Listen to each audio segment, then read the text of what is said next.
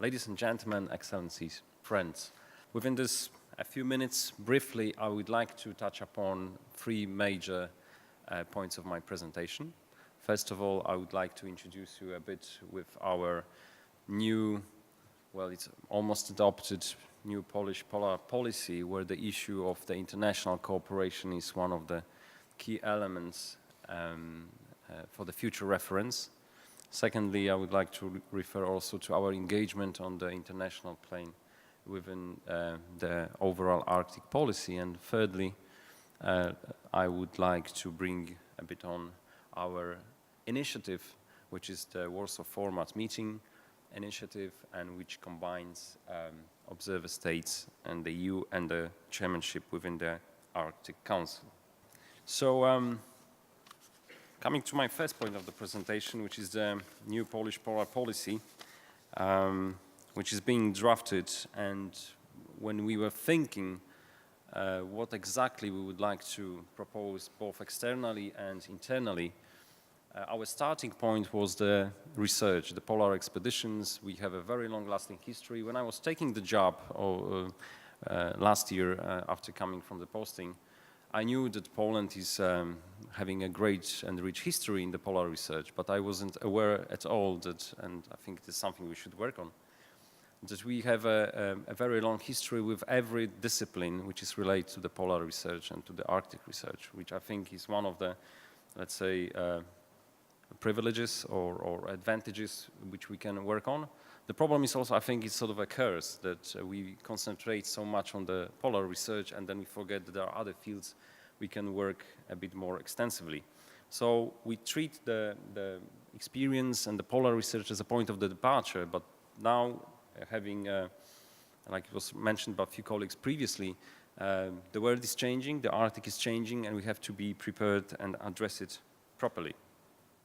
When we are drafting our Polish polar policy, we linked it with our, let's say, overall national document, which is the Strategy for Responsible Development, which was adopted 2017 with the perspective towards 2020, with possible extension to the 2030, and which basically concentrates with the number of issues which were already mentioned by previous speakers, which is the sustainable development, the social inclusion, and the environment and the reasonable economy. So building on that, we have decided to have one key major strategic goal towards the both the polar regions but also the Arctic, which is to be present, which is to be active when it comes to the Arctic in whatever form is applicable, taking this not only as a issue or concern of the multinational nature, but also of the national nature. When we contribute, when we provide the expertise of the scientific nature, when we engage in different forms of cooperation, it has also consequences for our national policy. And that's why we decided to construct four, let's say, individual strategic goals, which are as follows. First of all, we would like to be involved and responsible for the future of the polar regions, including the Arctic. As we know from the research, the pollution which comes to the Arctic does not originate in the Arctic itself. We are also responsible for the pollution, so that's why we should take active actions towards that. Furthermore, since our scientific research, our polar research is let's say, departing points of our strategy, we should continue more in terms of this research. Well, it doesn't apply to the Arctic itself. One of our major planned investments is for the moment targeting towards the Antarctic, when we are going to spend about 25 million euro for refurbishing of the station. However, like our Korean colleagues already have said, they're planning to have a second icebreaker.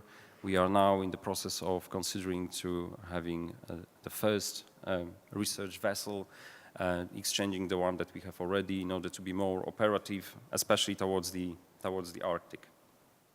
The third component of of our Polish polar policy, which is applicable to the Arctic, is also to include the issue of the polar regions of the Arctic within the national policies, the activities of the different central governmental and self-government even bodies, businesses, entrepreneurship, academia, to include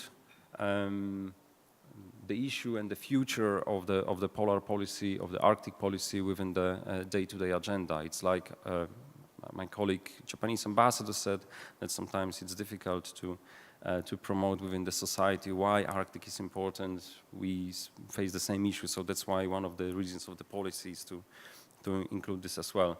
And finally, when you speak about the Arctic, we often use the issue of IT, connectivity, new technologies, so we would also like to concentrate on those aspects and within the national policy try to make them applicable towards those regions as well.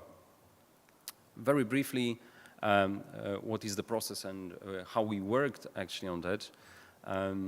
Sometimes it's difficult when you are drafting the strategy, or sometimes might be arrogant, you think that you are the best and you just draft for yourself. We decided to work, let's say, from the bottom to the top. We made consultations with our working group under the Ministry of Foreign Affairs, which comprised external experts as well, which is Polar Task Force.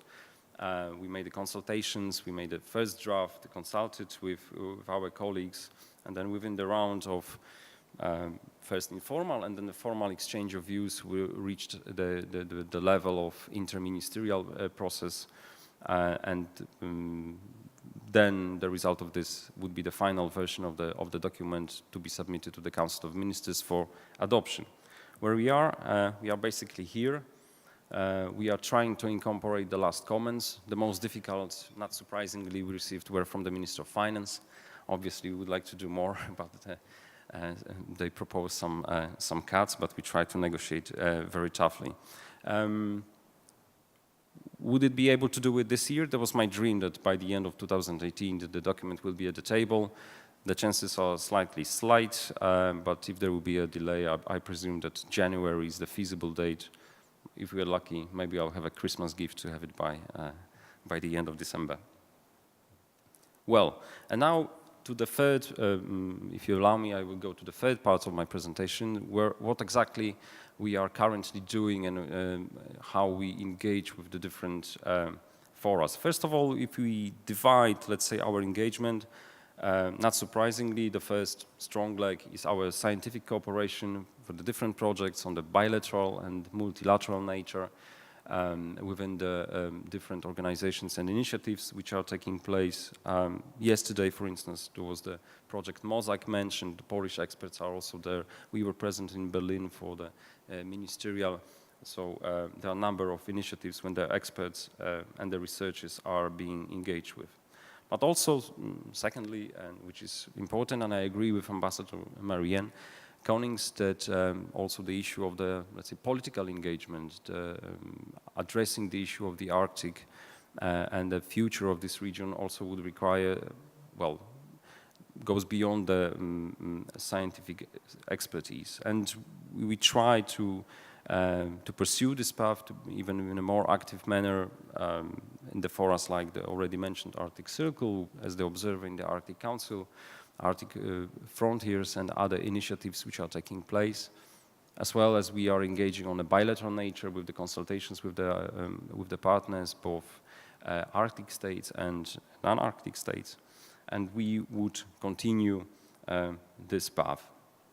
And now it brings me to the almost the last part of my presentation, which is our own initiative, which has been established in 2010, which is the Warsaw Format Meeting. Some colleagues might spot them on the photo. The faces seem familiar. There was the initiative which came from, let's say, discussions as the observers and observer states. We noticed that we lack certain forum or opportunity or platform to engage in a, let's say, semi-political dialogue, not research expert dialogue, which is taking place on the working groups level within the Arctic Council, but semi-political, political or MFA type of dialogue with the current chairmanship. And we proposed in 2010 to have a platform called Warsaw Format Meeting, where on a 2 years basis, the colleagues from the current observer states and the EU and the current chairmanship, together with the Arctic Secretariat, Arctic Council Secretariat representatives, we could meet and exchange in a direct exchange of views to discuss some points of substance, maybe the future steps, and to bring us to a bit more active role. Like it was already mentioned both by the Finnish ambassador and the forthcoming Icelandic chairmanship,